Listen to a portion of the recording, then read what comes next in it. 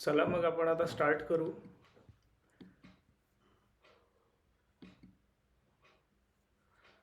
काल आपण पॉलिटीचा पहिला चॅप्टर बघितला आणि मी एक्सपेक्ट करतो तुमच्यापासनं की तुम्ही काल जे MCQ मी दिलेले होते ते तुम्ही सॉल्व केलेले असणार. आणि आपण आता पुढे जाऊ. कालच्या याचे रेफरन्स इथे येणार आहे पुन्हा. ठीक आहे. Chapter 2 making of constitution. कालच्या लेक्चरमध्ये आपण पाहिलं होतं की कॉन्स्टिट्युएंट असेंब्ली संविधान सभा याची डिमांड सगळ्यात पहिले M.N. रॉयनी केली होती. ही व्यक्ती कम्युनिस्ट पार्टी ऑफ मेक्सिकोचा सुद्धा फाउंडर आहे. ठीक आहे. हेही आपण पाहिलं होतं. तर 34मध्ये M.N. रॉयने डिमांड केली. 35मध्ये काँग्रेसमध्ये पंडित नेहरूने डिमांड केली ही. ठीक आहे. आणि CWC म्हणजे तुम्ही आता बघितलं असेल काँग्रेस वर्किंग कमिटी. CWC म्हणजे काँग्रेस वर्किंग कमिटी. न्यूजमध्ये बऱ्याचदा हा टर्म असतो. तर CWC वर्धा 1939चा रेझोल्युशन आहे. त्याच्यामध्ये त्यांनी काँग्रेसनी असं म्हटलं होतं की आपण संविधान सभा बनवू आणि प्रत्येक व्यक्ती जो अडल्ट आहे 18च्या वर आहे 21च्या वर आहे तर तो वोट करेल आणि त्या पद्धतीने आपण एक होल्ली अशी एक रिप्रेझेंटेटिव्ह बॉडी तयार करू. ठीक आहे. आता या लोकांचं म्हणजे जसं भारतीय लोक आहे हे तर डिमांड करतात आहे. ठीक आहे. पण इंग्रजांनी डिमांड ॲक्सेप्ट केल्या का? तर हा पुढचा विषय आहे ऑगस्ट ऑफर. तर लॉर्ड लिनलिथगो हे फक्त तुम्ही लक्षात ठेवा. ठीक आहे. मग आणि याचा बॅकग्राऊंड तुम्ही लक्षात ठेवा की 1940मध्ये वर्ल्ड वॉर 2 चालू आहे आणि वर्ल्ड वॉर 2च्या बॅकग्राऊंडमध्ये या सगळ्या घडामोडी होत आहे. ब्रिटिश सरकारला काँग्रेसची मदत हवी आहे. देशामध्ये त्यांना सपोर्ट पाहिजे आहे. हिंदू महासभा असो मुस्लिम लीग असो हे सगळे त्यांना मदत करायला तयार आहे. पण एक जी मेजर विरोधातली जी पार्टी आहे काँग्रेस ती तयार नव्हती. तर मग हे त्यांना खुश करण्यासाठीच्या या सगळ्या गोष्टी आहे. मग स्टेफर्ड क्रिप्स जो होता क्रिप्स मिशन जो पाठवण्यात आला होता त्यांनी सांगितलं की आम्ही इंडिपेंडंट एक कॉन्स्टिट्यूशन तुम्ही तुमचं बनवाल आणि त्याच्यासाठी आम्ही एक संविधान सभा असेल. पण त्याच्यात पाकिस्तानचा डिमांड ॲक्सेप्ट नव्हती केली मुस्लिम लीगची. तर म्हणून मुस्लिम लीगने हा रिजेक्ट केलेला आहे प्रपोजल. आता हा स्पेसिफिक क्वेश्चन MPSCने विचारलेला आहे. तर तुम्ही या गोष्टीला लक्षात ठेवा. ठीक आहे. आणि आपली जी संविधान सभा आहे 1946ची ती कशाच्या आधारावर बनली आहे? ती कॅबिनेट मिशन प्लॅनच्या आधारावर बनली आहे. तुम्ही इथे स्टेफर्ड क्रिप्स वगैरे आहे इथे कन्फ्यूज नका होऊ. कॅबिनेट मिशन प्लॅन ठीक आहे जो 1946चा आहे त्याच्या आधारावर त्यांनी सांगितलं होतं की एक संविधान सभा असेल. ठीक आहे. आता पुढची गोष्ट याच्यात असं आहे की कंपोजिशन त्याचं काय असणार आहे संविधान सभेचं, किती लोक असणार, काय असणार. तर त्याच्यामध्ये 389 टोटल लोक होते, टोटल सीट्स होत्या. आणि हा स्पेसिफिक एक प्रश्नसुद्धा आलेला आहे की एक सीट होती ते किती लोकांना रिप्रेझेंट करत होते. तर ती एक सीट 10 लाख लोकांना रिप्रेझेंट करत होती. 293 आपण पाहिलं आहे 1935चा जो गव्हर्नमेंट ऑफ इंडिया ॲक्ट आहे त्याच्यात आपण पाहिलं आहे 296 इलेक्टेड होते आणि हे राज्यातनं होते. जे 11 राज्य होते आणि ते चीफ कमिशनर प्रोव्हिन्स होते हे त्याच्यातनं आलेले लोक आहे 296. आणि 93 हे नॉमिनेटेड मनोनीत जे आहे लोक हे सगळे प्रिन्सली स्टेटचे आहे. तर जे ऑल इंडिया फेडरेशन जे बनवणार होतं 1935 आय होप तुम्ही ते रिलेट करू शकत असाल.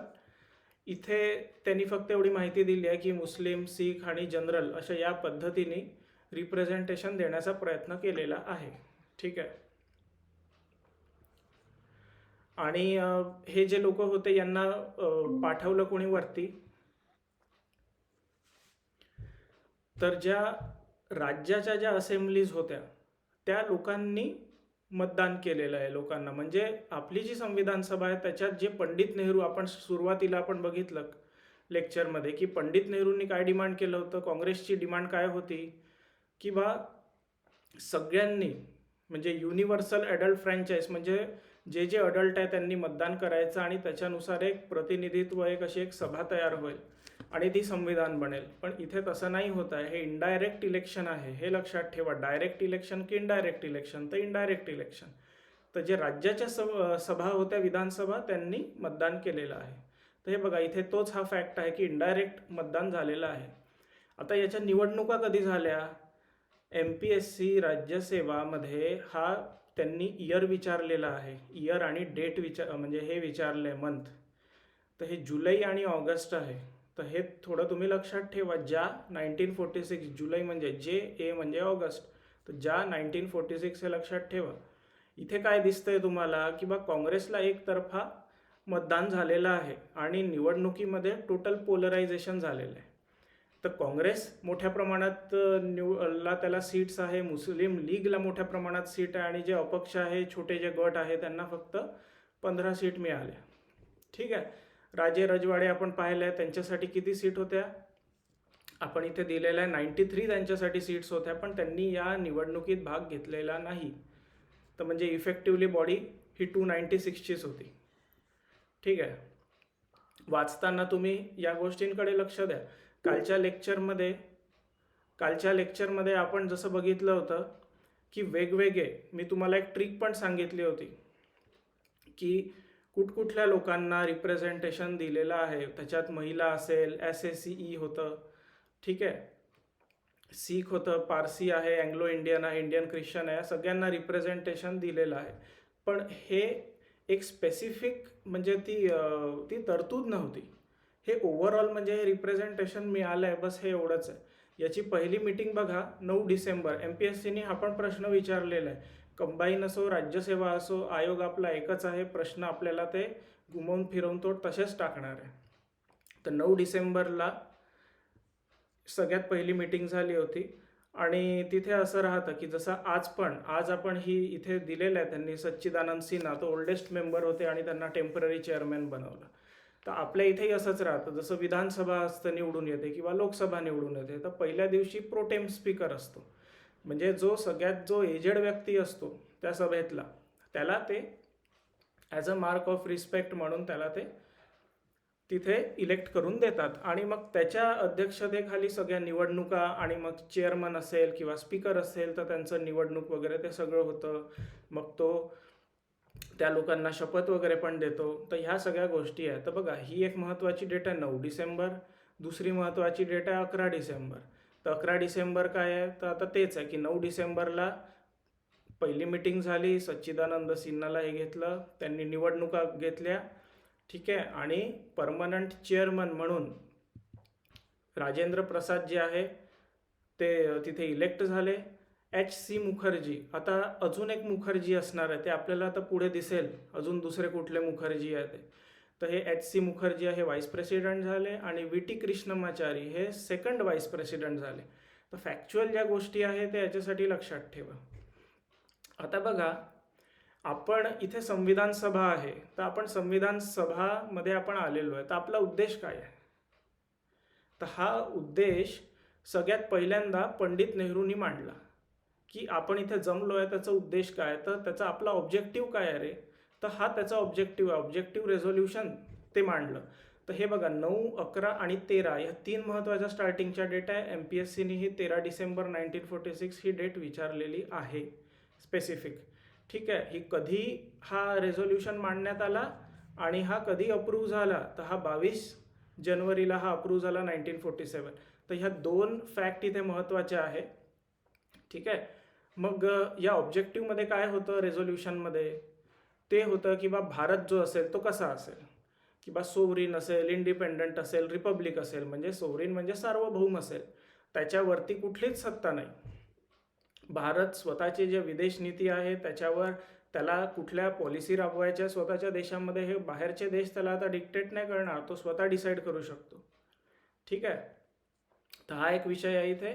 आणि इथे त्यांनी सांगितलं की आमचा उद्देश काय आहे, की आम्हाला भारताला इंडिपेंडंट सोवरीन रिपब्लिक SIR, म्हणजे ते आता जे SIR सध्या ते न्यूजमध्ये आहेच, तर ते SIR तुम्ही बघा, सोवरीन, इंडिपेंडंट आणि रिपब्लिक. आणि आम्हाला देशासाठी फ्युचर कॉन्स्टिट्यूशन बनवायचं आहे. तर हा आमचा उद्देश इथे आहे. इथे अजून एक इंडियन युनियन कसा असेल, काय असेल, त्यांनी एक डेफिनेशन दिली आहे. हे बघा, हे 1946ची आहे बरं, पार्टिशन व्हायचं आहे आतापर्यंत.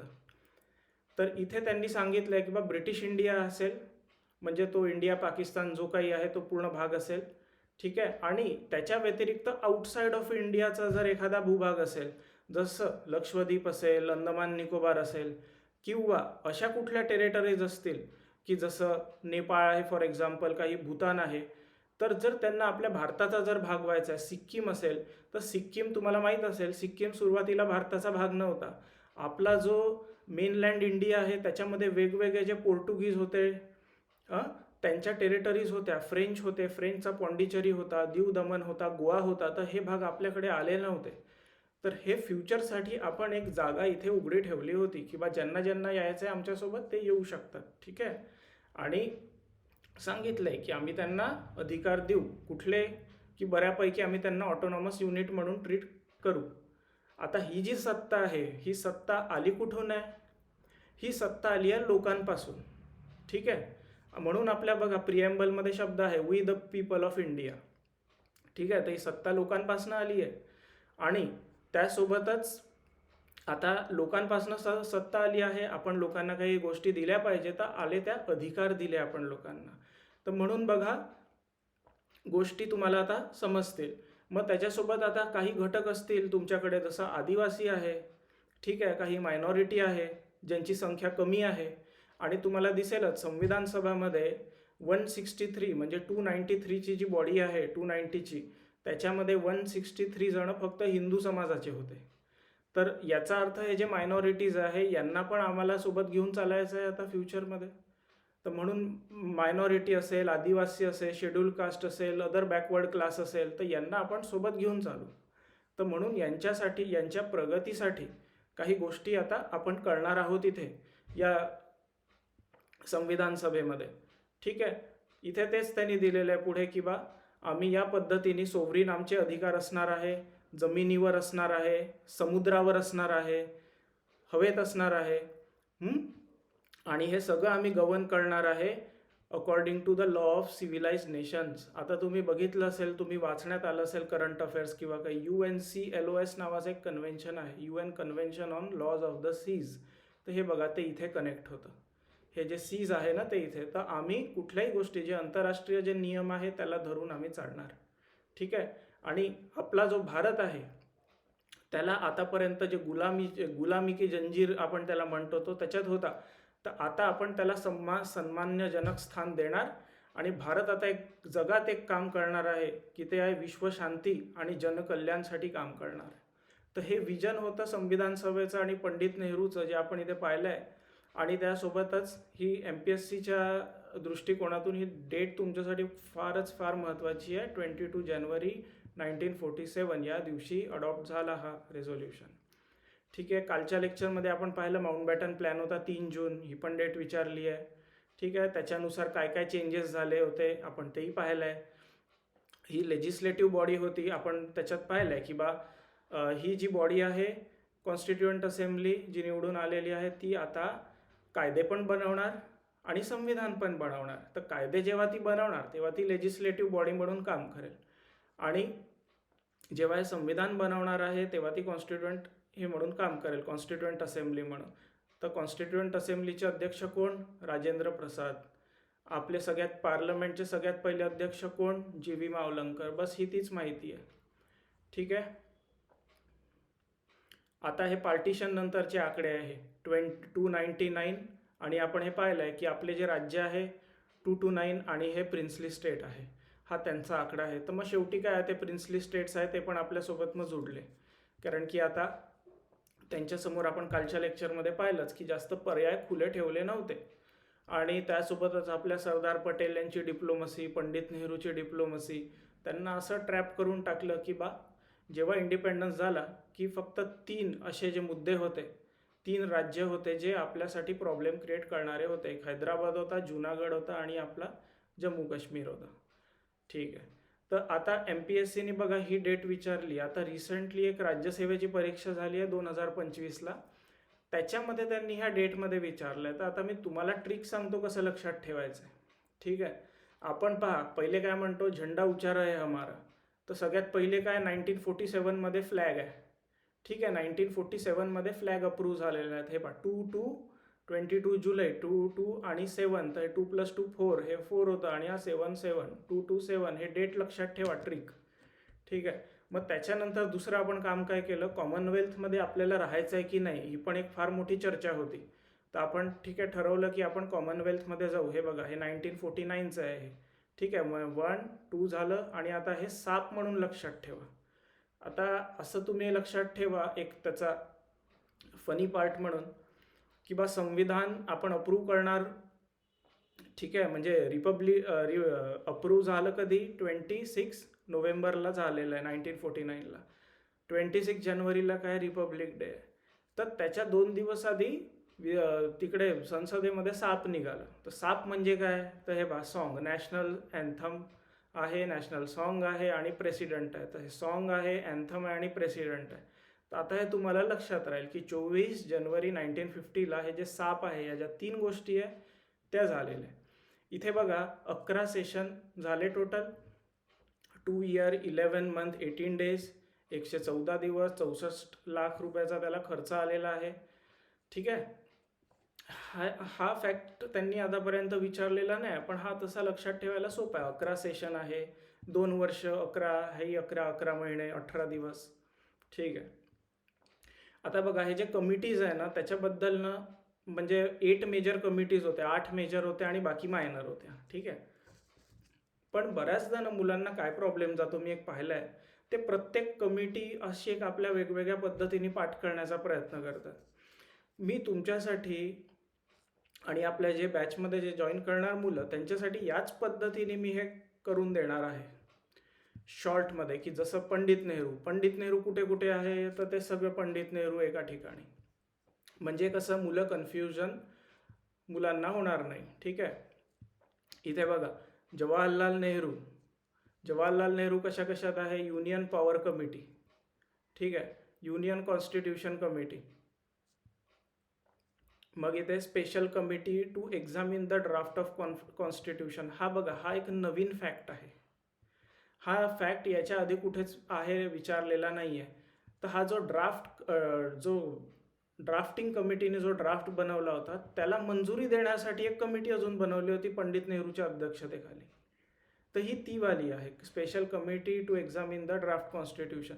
युनियन पॉवर, युनियन कॉन्स्टिट्यूशन म्हणजे केंद्राचे अधिकार काय असणार, केंद्राचं संविधान काय असणार.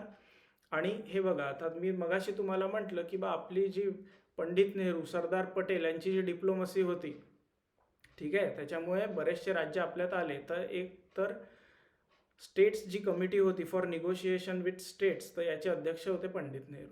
ठीक आहे. आता राज्याचं संविधान असेल की नसेल ते विचार करण्यासाठी एक सरदार पटेलची एक कमिटी होती. ठीक आहे. त्यासोबतच एक दुसरी मेजर कमिटी आहे, advisory committee fundamental right, minority, tribal area, excluded areas. ठीक आहे. हा क्वेश्चन बऱ्याचदा विचारलेला आहे, पण आता MPSCचा जो फोकस असतो तो सब कमिटीवर असतो.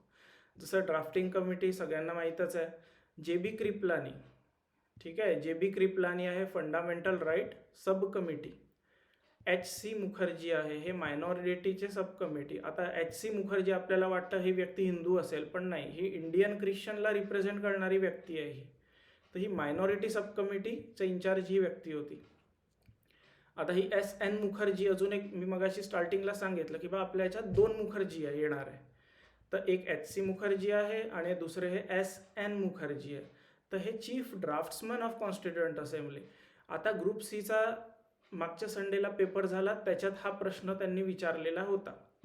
ठीक आहे, म्हणजे 3 त्याच्यात ऑप्शन दिले होते, त्यापैकी आता तुम्ही बघू शकता HC मुखर्जी हा मायनॉरिटी इंडियन ख्रिश्चन होते, हे म्हणून मायनॉरिटी कमिटीमध्ये ठेवलं यांना. SN Mukherjee chief draftsman of constituent assembly. Bardoloi हे माहिती आहे आसामचे चीफ मिनिस्टर होते, तर हे नॉर्थ ईस्टचा भाग आहे आसाम, तर म्हणून हे north east tribal area and Assam excluded, ते तिकडल्या कमिटीचे होते. ठक्कर जे होते ते एक्सक्लुडेड एरिया. ठीक आहे, अदर दॅन आसाम. ठीक आहे. राजेंद्र प्रसाद बद्दल मागच्या राज्यसेवेमध्ये एक प्रश्न आलेला आहे, म्हणजे बरेचसे ऑप्शन होते त्याच्यात. आणि मग कसं वेळेवर कसं राहतं की आठवत काहीच नाही. तर म्हणून ते सगळे मुद्दे मी एका ठिकाणी कव्हर केले की राजेंद्र प्रसाद काय होते, तर प्रेसिडेंट होते संविधान सभा. ठीक आहे, हे तर सगळ्यांना माहिती आहे.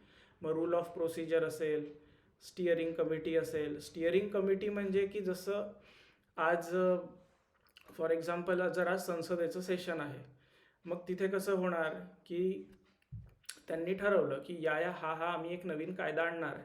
तर मग ते सगळा जो बिझनेस असेल हाऊसचा त्या दिवसाचा, तर तो सगळा ती स्टेअरिंग कमिटी बघणार की जो बिझनेस कमिटीने जे डिसाईड केलेलं आहे ते त्या पद्धतीने फॉलो झालं आहे का दिवसभरात की नाही. तर हा तो विषय आहे. मग इथे फायनान्स आणि स्टाफ कमिटी, इथे 64 लाख आपण जो खर्च आला पाहिलं तर तेच अध्यक्ष हे राजेंद्र प्रसादच होते. Ad hoc committee on national flag बघा तुम्ही, आपण बघितलं आहे कधी फ्लॅग अप्रूव्ह झाला आहे 22/7/47ला, आपण ते ट्रिकनी लक्षात ठेवलेलं आहे. तर ॲडहॉक कमिटी नॅशनल फ्लॅग ते झालं. अल्लादी कृष्णमस्वामी अय्यर हे आहे क्रेडेन्शियल कमिटी, हे ड्राफ्टिंग कमिटीचे मेंबरसुद्धा होते. ठीक आहे, त्यासोबतच KM मुन्शी होते, हे ऑर्डर ऑफ बिझनेस कमिटीचे होते, त्यासोबत हे ड्राफ्टिंग कमिटीचे पण होते. आता मुन्शी म्हणजे आपल्याला कसं वाटतं, ते आपण ते जुने पिक्चर पाहिले असणार, तर ते काहीतरी असे मोठे व्यापारी असणार किंवा खूप मोठं असं त्यांचं मोठं घर असणार, असं खूप बंगला असणार, मोठी प्रॉपर्टी असणार. तर त्या प्रकारे तुम्ही लक्षात ठेवा मुन्शी आहे बिझनेस. ठीक आहे. पिताबी सीतारमैया हाऊस कमिटी आणि चीफ कमिशनर प्रोव्हिन्स आपण पाहिलं आहे. आपल्या संविधान सभेमध्ये 4 जण होते चीफ कमिशनर प्रोव्हिन्समधले सदस्य. ठीक आहे, तर ही त्यांच्यावरची एक कमिटी इथे होती. आणि हाऊस कमिटी, हे चीफ कमिशनर प्रोव्हिन्स म्हणजे आजचे युनियन टेरिटरी याला तुम्ही समजा. तर हाऊस आणि हे हाऊसचा हेड कोण असतं, पिता असतो, पिता. तर हे पितावरून तुम्ही लक्षात ठेवा चीफ कमिशनर प्रोव्हिन्स, ते 4 मग आता ते लक्षात ठेवा त्याच्यासोबत. मावलंकर तर तुम्हाला माहिती आहे स्पीकर होते लोकसभा, आणि त्याच्यासोबत फंक्शन ऑफ कॉन्स्टिट्युएंट असेंब्ली त्याचेसुद्धा अध्यक्ष होते. ठीक आहे. Usha Nath Sen press gallery committee. Generally ना हे असे प्रश्न वेगवेगळ्या पब्लिक सर्व्हिस कमिशनच्या परीक्षेत विचारले जातात की म्हणजे जे खूप कॉमन नाही आहे असे. कारण की आता आयोगाला पण असं वाटतं सगळं की आता पोरांचा स्कोर वाढतोय, तर मग आपण पोरांचा आता परीक्षा कठीण केली पाहिजे, तर म्हणून असे हे काही बाउन्सर प्रश्न टाकतात. पण आता जसं तुम्ही जर असा वाईड सोर्स कव्हर केला तर त्याच्यातून ह्या सगळ्या गोष्टी कव्हर होणार इझिली तुमच्या. उषानाथ कमिटी प्रेस. आता प्रेस गॅलरी म्हणजे कसं, प्रेस गॅलरीला तुम्ही समजा की प्रेस गॅलरी काय असते की तिथे मीडियाचे लोक असतात, प्रेसचे लोक बसले राहतात. तर तिथे असं लक्षात ठेवा उषाचा फॅन लावला होता, उषा कंपनीचा फॅन लावला आहे. ठीक आहे, तर हा विषय झाला इथे. हा 2025मध्ये विचारण्यात आलेला राज्यसेवेत. वरदचारी हा जो आहे हा मेंबर नव्हता संविधान सभेचा, आणि हा ad hoc committee on supreme court होता आणि ॲडहॉक कमिटी ऑन सिटिझनशिप. तर हे 2 मुद्दे याचे लक्षात ठेवा, सुप्रीम कोर्ट आणि सिटिझनशिप. वरदचारी. मग नलिनी रंजन सरकार ही पण संविधान सभेची सदस्य नव्हती, आणि फायनान्शियल जे प्रोव्हिजन्स होते याचे संविधान बनवण्याचे, तर ते ही बघत होती. ते दार कमिशन आपण पाहिलं असेल, मग JVP कमिटी पाहिलं असेल, मग फजल अली आयोग आपण आपल्या वाचण्यात आला असेल. तर हा जो होता व्यक्ती, ते लिंग्विस्टिक प्रोव्हिन्स कमिशन जे आहे, राज्य भाषेच्या आधारावर बनवायचे की नाही ते डिसाईड करायला. ठीक आहे, तर आता हा पुढचा एक मुद्दा याच्या ड्राफ्टिंग कमिटीचा मुद्दा आहे. ड्राफ्टिंग कमिटी ही तारीख एकदा विचारलेली आहे, एकचदा विचारली आहे MPSCने, म्हणून याला थोडं लक्षात ठेवा. ऑगस्ट आहे, 29 ऑगस्ट 1947. 7 सदस्य होते. लक्षात कसं ठेवायचं आहे, 3 जण होते, त्यांचं A वरून नाव होतं. ठीक आहे, 2 होते त्यांचं M वरून नाव होतं, आणि S वरून एका जणाचं नाव होतं. तर म्हणजे अय्यंगर, आंबेडकर आणि अय्यर हे 3 A वरून झाले. आपल्या मुन्शी आणि माधवराव झाले हे M वरून, आणि S झाले सादुल्ला, मोहम्मद सादुल्ला आणि TT कृष्णमाचारी. तर हे एवढे असे मेंबर आहे याच्यामध्ये.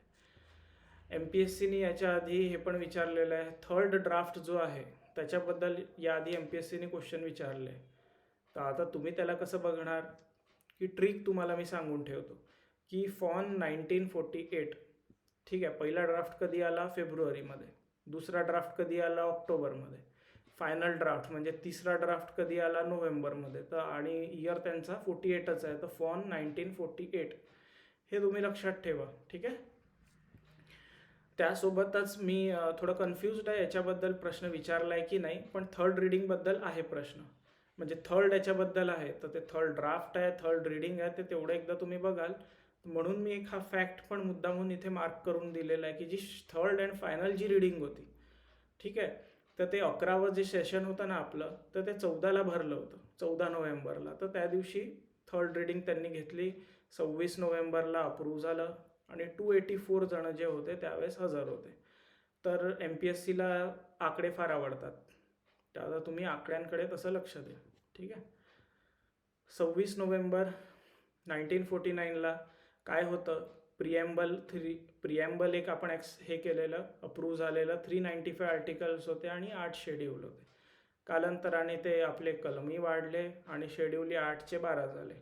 2015मध्ये संविधान दिवस आपण मनवायला सुरुवात केली. ठीक आहे. आता आपण आपला हा संविधान यावेळेस लागू झालेला आहे बरं, 26 नोव्हेंबर 1949. तर आता तुम्ही ना हे कुठले कुठले कलम लागू झाले, तर त्याचं एक ट्रिक म्हणून लक्षात ठेवा, CEPT, CEPTS, CEPTS, citizenship, election, provisional parliament, temporary transitional provision आणि शॉर्ट टायटल. आता हे तर ट्रिकचा भाग झाला, पण जर तुम्हाला लॉजिकली गोष्टी समजायच्या आहे ना, तर बघा, आता आपल्याला माहिती आहे पार्टिशन झाला, इंडियातून पाकिस्तानमध्ये चालले लोक, पाकिस्तानमधून इंडियामध्ये येत आहे.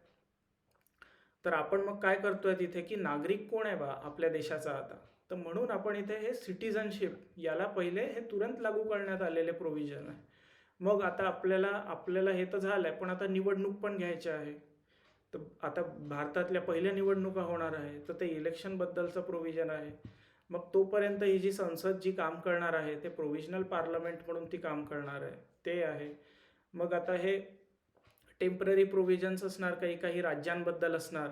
ठीक आहे, काही राज्यांना आपण सवलत दिली आहे. आता जम्मू काश्मीर जे 370 जे आपण कलम म्हणतो ते याच्यातच टाकण्यात आलं होतं सुरुवातीला, तर टेम्पररी अँड ट्रान्झिशनल प्रोव्हिजन ते याच्यात आलं. ठीक आहे. मग आता त्या व्यतिरिक्त हे जे शॉर्ट टायटल्स आहे, हे म्हणजे फक्त अशी शॉर्टमध्ये फक्त त्याची माहिती दिलेली आहे तिथे. ठीक आहे.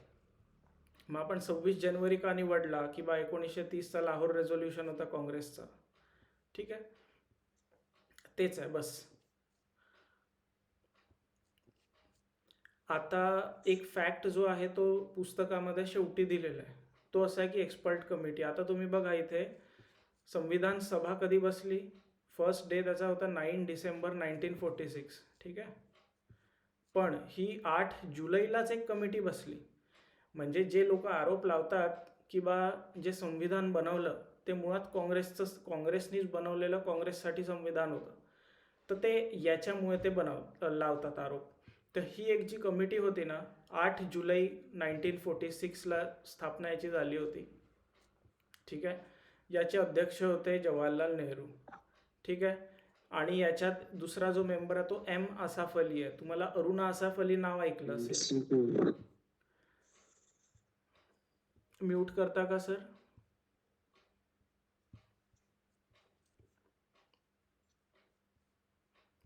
थँक्यू. तर M आसाफ अली आहे. तर M आसाफ अली म्हणजे काय आहे, ही व्यक्ती ICS होती. ठीक आहे. आणि अरुणा आसाफ अलीसोबत काही संबंध नाही. तर याच्यात ही व्यक्ती होती. ड्राफ्टिंग कमिटीमधले याच्यातले 2 सदस्य होते, मुन्शी आणि अय्यंगर. ठीक आहे. तर अय्यंगर जे होते ते प्रधानमंत्री होते जम्मू काश्मीरचे. ठीक आहे. तर हे तुम्ही लक्षात ठेवा. मुन्शी जे होते तेही होते, त्यांचं दुसरं नाव आहे घनश्याम व्यास म्हणून होते, आणि हे गुजरातचे होते.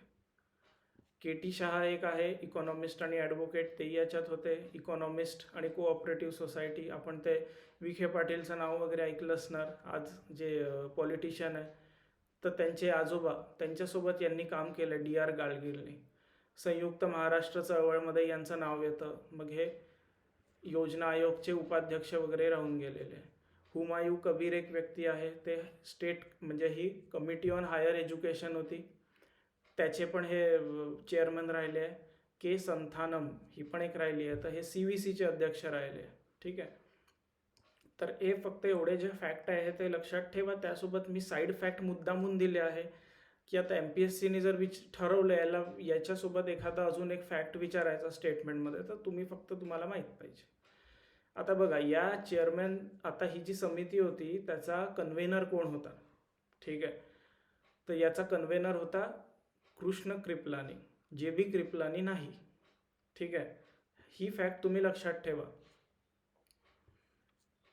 JB कृपलानीचे तसे पण काँग्रेस आणि नेहरू सोबत फार वाद झाले इंडिपेंडन्स नंतर, आणि त्यांची जी मिसेस होती ती काँग्रेसकडनं मग ती CM पण राहिली आहे UPची, असं काही आहे.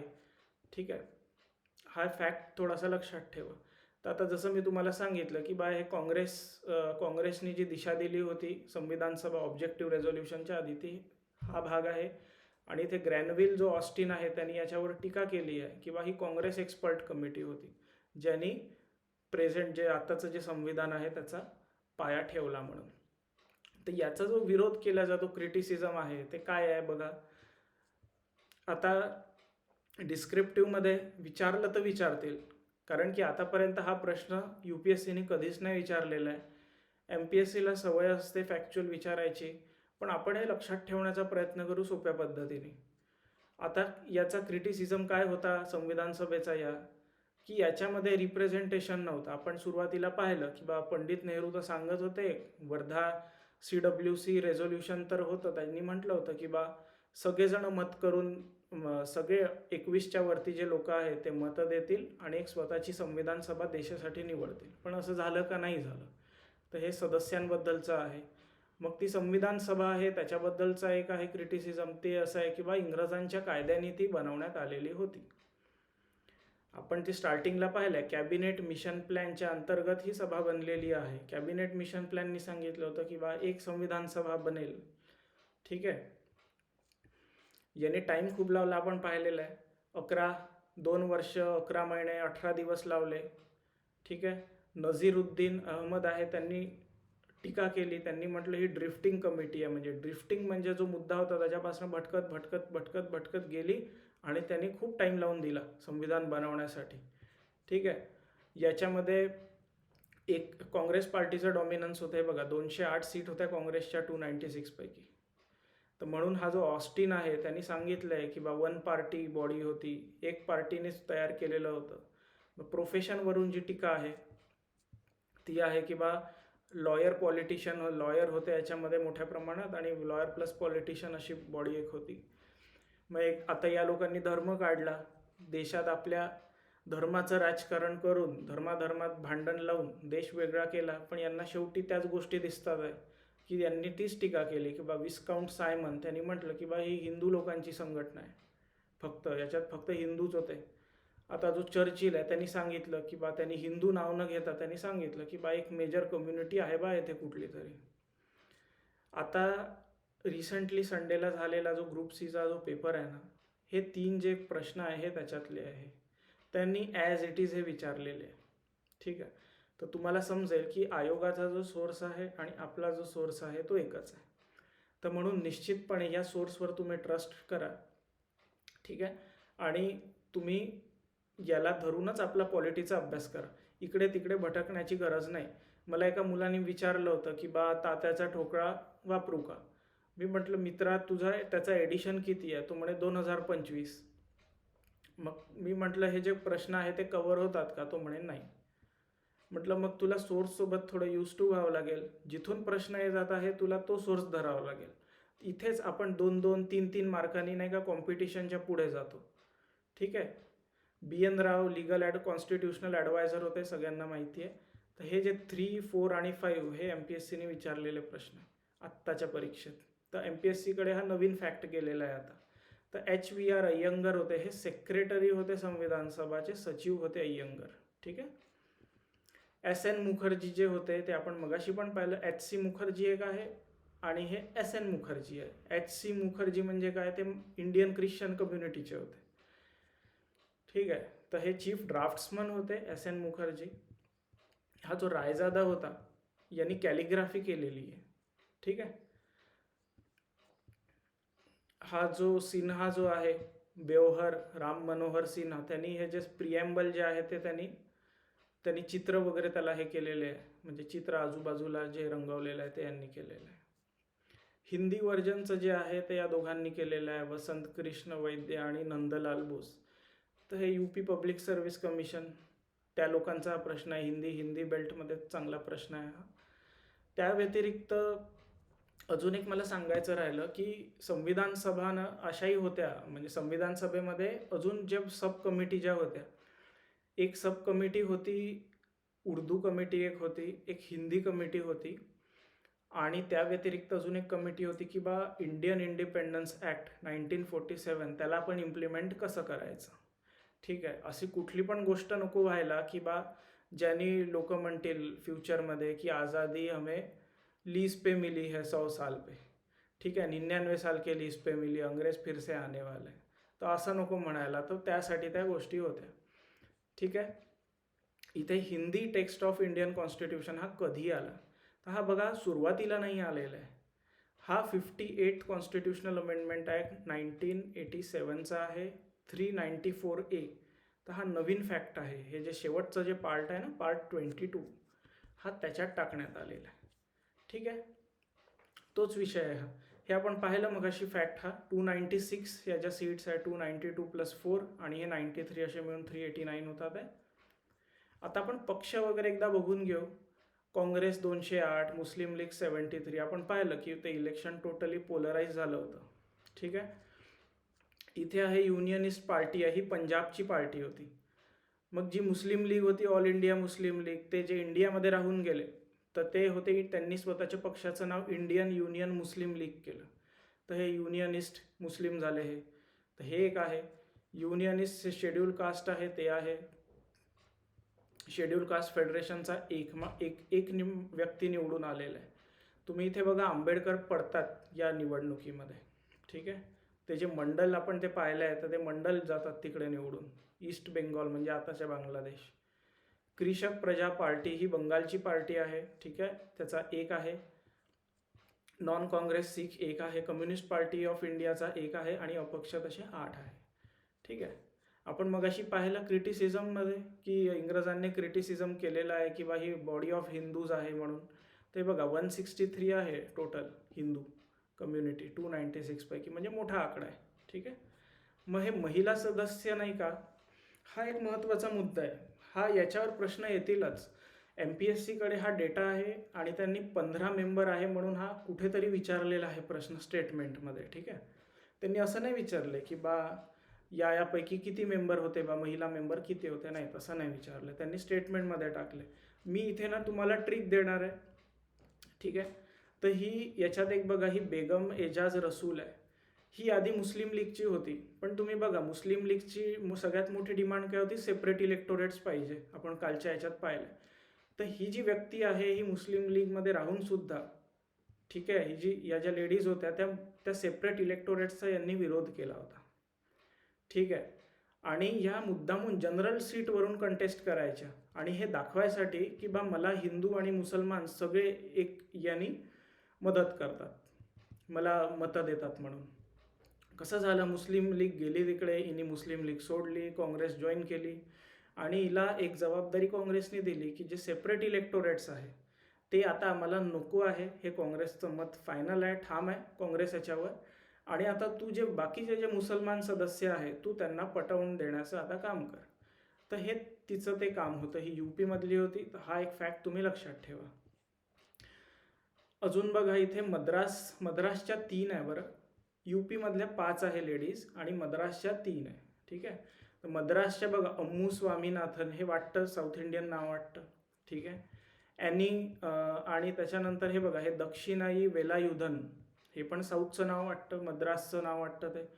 आणि अजून एक जो ट्रिक असा आहे की तुम्ही कन्फ्यूज नका होऊ, हे दुर्गाबाई देशमुख आहेत. म्हणजे आपण CD देशमुख, आपण ते नाव ऐकलं आहे की महाराष्ट्राच्या मुद्द्यावर त्यांनी केंद्रीय याच्यातून राजीनामा दिला. ठीक आहे. केंद्रीय मंत्रिमंडळातून राजीनामा दिला नेहरू कॅबिनेटमध्ये. ह्या त्यांच्या मिसेस आहे दुर्गाबाई देशमुख. ह्या तिकडल्या मद्रासच्या आहे, साऊथमधल्या आहे. आय गेस हे आंध्र प्रदेश तेलंगणामध्ये आजचं ते असेल, हा भाग मद्रासचा तो. कारण की स्टेट रिऑर्गनायझेशन आता व्हायचं आहे. फजल अली आयोग येईल 56मध्ये, त्याच्यानंतर होणार आहे ते. तर हे मद्रास आहे पूर्ण, तर त्याचा भाग आहे. हे मद्रासच्या बघा या 3 आहे. ठीक आहे. बेगम एजाज रसूल पाहिलंय. त्रावणकोर आणि कोचीन एकच आहे. त्रावणकोर केरळमध्ये तुम्हाला माहिती आहे ख्रिश्चन मोठ्या प्रमाणात आहे. तर हे बघा ॲनी मॅस्केरिन, हे तुम्ही लक्षात ठेवू शकता, त्यांनी लक्षात येईल. आता आपल्या बॉम्बेमधली कोण होती, तर बॉम्बेमधली होती हंसा मेहता. ठीक आहे. आपलं यूपीचं आपण जे बघत होतो ते युनायटेड प्रोव्हिन्सेस, मग त्याचं नाव होतं. मग बेगम एजाज रसूल आहे, कमलादेवी चौधरी आहे. ठीक आहे. मग त्याच्यानंतर आता चौधरी म्हटलं तर जनरली लोकांना नॉर्थ इंडियन वगैरे असं वाटतं. ठीक आहे. आता हे बघा कमला चौधरी आहे. आता यूपीमध्ये कोणाची सरकार आहे, बीजेपीची सरकार आहे. त्याचं चुनाव चिन्ह कुठलं आहे, कमळ आहे. तर ते कमळवरून कमला तुम्ही लक्षात ठेवू शकता इथे. ठीक आहे. मग अजून एक आता बॅनर्जी आहे. तुम्हाला मॅच द पेअर दिले आणि लिहिलं पूर्णिमा बॅनर्जी आणि समोर आहे 2 ऑप्शन. हां, तुम्ही कन्फ्यूज आहे, यूपी आहे की बेंगॉल आहे. तर तुम्ही बॅनर्जी पाहाल आणि बेंगॉलवर क्लिक कराल, टच कराल, ॲरो कराल त्याच्याकडे. ठीक आहे. आता पूर्णिमा बॅनर्जी कुठले आहे, हा यूपीमधले आहे. तर हा एक फॅक्टला अजून एक लक्षात ठेवा, बेंगॉली आहे पण त्या यूपीमधले. सुचेता कृपलानी आहे आणि विजयलक्ष्मी पंडित, ह्या अशा 5 आपण त्या कव्हर केलेल्या आहे. ठीक आहे. त्यासोबतच आता जसं मी सांगितलं चौधरी जे नाव आहे ते आपल्याला चौधरी म्हणजे काय वाटतं, नॉर्थ इंडियन वगैरे असेल, पण नाही, हे मालती चौधरी जी आहे ती ओरिसा आहे. ठीक आहे. आणि रे, लीला रे आणि रेणुका रे, ह्या 2 आहे वेस्ट बेंगॉलच्या, 2च आहे. तसं रे रे बंगाल म्हणून तुम्ही लक्षात ठेवा की मग रे रे कुठलंही असो ते बंगाल आहे. ठीक आहे. डिस्क्रिप्टिव्हमध्ये नाहीतरी तुम्हाला हे विचारणार नाही, हे सगळं फॅक्च्युअलवालेच प्रश्न आहे प्रिलिम्समध्ये. आणि आपण याच पद्धतीने आपले 2-2, 3-3 मार्क आपण कसे इतर कॉम्पिटिशनपेक्षा पुढे जाऊ शकतो ते बघतोय आपण. ही बघा, ही राजकुमारी अमृत कौर, कालच्या क्लासमध्ये मी सांगितलं ही विदर्भातली होती, आमच्या CP अँड बेरार तिकडे होती, तिथली रिप्रेझेंटेटिव्ह होती. मग ही एक आहे सरोजिनी नायडू, ही आहे बिहारमधून. हे एक तुम्ही लक्षात ठेवा. त्या व्यतिरिक्त ना इथे हा एक प्रश्न MPSCनी राज्यसेवामध्ये मुख्य परीक्षेत विचारलेला आहे.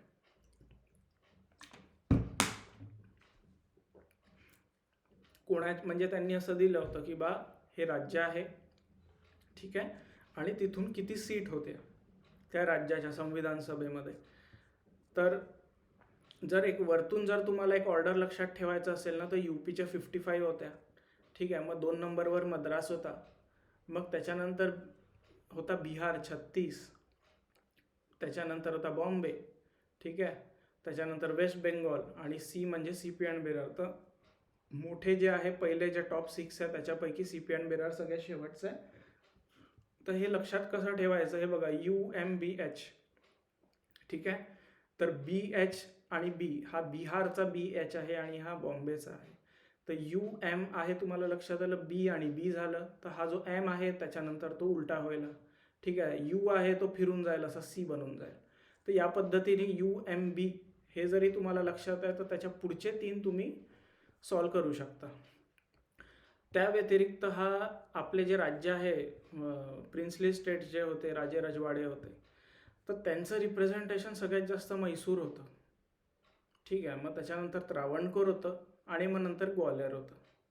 तर हा फॅक्ट एक तुम्ही लक्षात ठेवा, MT ग्वाल्हेर म्हणून तुम्ही लक्षात ठेवू शकता, MT ग्वाल्हेर. तर हे तेच आहे, सगळे त्यांनी ते दिलेले आहे, एक एक 2-2 सगळे मेन्शन केलेले. आपण पाहिलं फर्स्ट सेशन कधी होतं, 9 डिसेंबरला होतं. याच्यातले आपण सुरुवातीला 3 महत्त्वाच्या डेट पण पाहिल्या, 9ला पाहिली एक, 11ला पाहिली एक, 13ला पाहिली. ठीक आहे. 11वं सेशन आहे आपण तेही पाहिलं, 14 नोव्हेंबर. याच टाईमला जो 3rd ड्राफ्ट आहे कॉन्स्टिट्यूशनचा तो डिस्कशनला येतो.